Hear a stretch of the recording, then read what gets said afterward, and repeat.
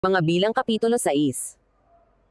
Pagpapabanal sa pamamagitan ng panata ng Natsirita.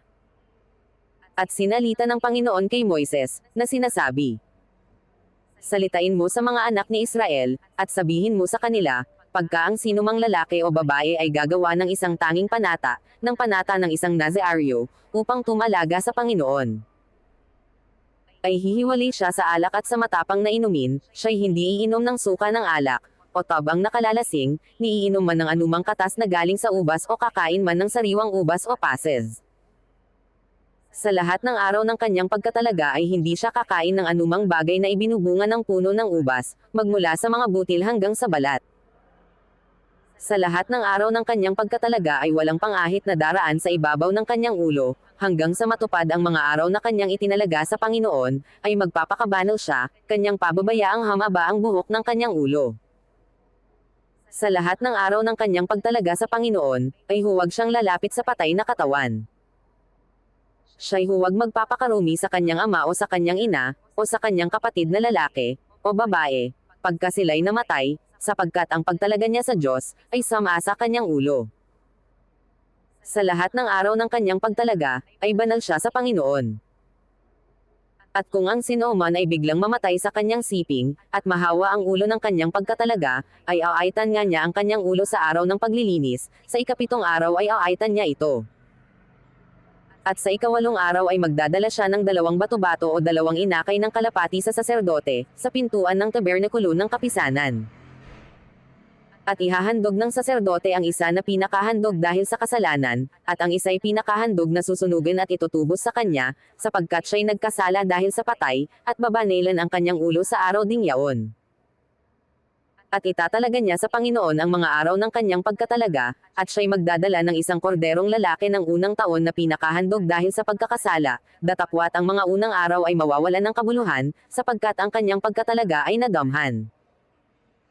At ito ang kautusan tungkol sa Nazaaryo, pagka natupad na ang mga araw ng kanyang pagkatalaga, siya'y dadalhin sa pintuan ng tabernakulo ng kapisanan. At kanyang ihahandog ang kanyang alay sa Panginoon, na isang korderong lalaki ng unang taon na walang kapintasan, na pinakahandog na susunugan, at isang korderong babae ng unang taon na walang kapintasan na pinakahandog dahil sa kasalanan at isang tupang lalaki na walang kapintasan na pinakahandog tungkol sa kapayapaan. At isang bakol na tinapay na walang lebadura, mga munting tinapay ng mainam na harina na hinaluan ng langis at mga manipis na tinapay na walang lebadura na pinahiran ng langis, at ang handog na harina ni Yaon at ang mga handog na inumin ni Yaon. At ihaharap ng saserdote Yaon sa harapan ng Panginoon, at ihahandog ang kanyang handog dahil sa kasalanan at ang kanyang handog na susunugan. At kanyang ihahandog sa Panginoon ang tupang lalaki na pinakahain na handog tungkol sa kapayapaan na kalakip ng bakol ng mga tinapay na walang lebadura, ihahandog din ng saserdote ang handog na harina ni Yaon at ang handog na inumin ni Yaon. At ang Nazaaryo ay mag-aahit ng ulo sa kanyang pagkatalaga sa pintuan ng tabernakulo ng kapisanan at kanyang dadamputin ang buhok ng ulo ng kanyang pagkatalaga at ilalagay sa ibabaw ng apoy na nasa ilalim ng hain na handog tungkol sa kapayapaan. At kukunin ng saserdote ang lutong balikat ng tupa, at isang munting tinapay na walang lebadura sa bakol, at isang manipis na tinapay na walang lebadura, at ilalagay sa mga kamay ng Nazaaryo, pagkatapos na makapag-ahit ng ulo ng kanyang pagkatalaga. At aalugan ng saserdote na pinakahandog na inalog sa harapan ng Panginoon, ito'y banal sa saserdote, pati ng dibdib na inalog at ng hitang itinaas, at pagkatapos nito'y ang Nazaaryo ay makaiinom ng alak.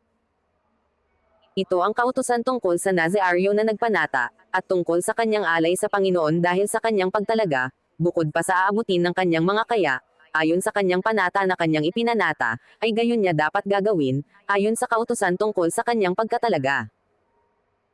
At sinalita ng Panginoon kay Moises, na sinasabi, salitain mo kay Aaron at sa kanyang mga anak, na sasabihin, sa ganitong paraan babasbasan ninyo ang mga anak ni Israel, inyong sasabihin sa kanila. Pagpalain ka nawa ng Panginoon at ingatan ka. Paliwanagan nawa ng Panginoon ang kanyang mukha sa iyo, at mahabag sa iyo. Ilinggap nawa ng Panginoon ang kanyang mukha sa iyo, at bigyan ka ng kapayapaan. Gayon nila ilalagay ang aking pangalan sa mga anak ni Israel, at aking pagpapalain sila.